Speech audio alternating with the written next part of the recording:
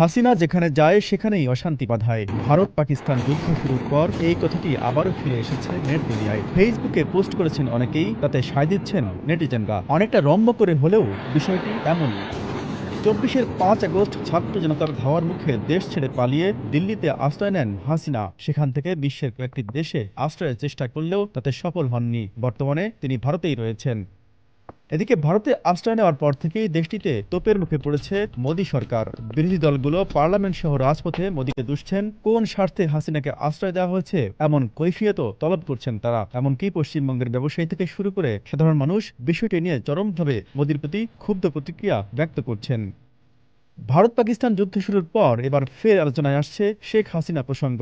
নেটিজেনরা বলছেন, হাসিনার কারণেই একের পর এক বিপদের মুখে পড়ছেন নরেন্দ্র মোদী। শনির দশা যেন তার কাটছেই না। যেদিন থেকে এই অপয়া মহিলা ভারতের মাটিতে পা রেখেছেন সেদিন থেকেই ঘরে বাইরে প্রবল চাপ আর মানসিক নির্যাতনের মুখে রয়েছেন নরেন্দ্র মোদী। Z news, Dhaka.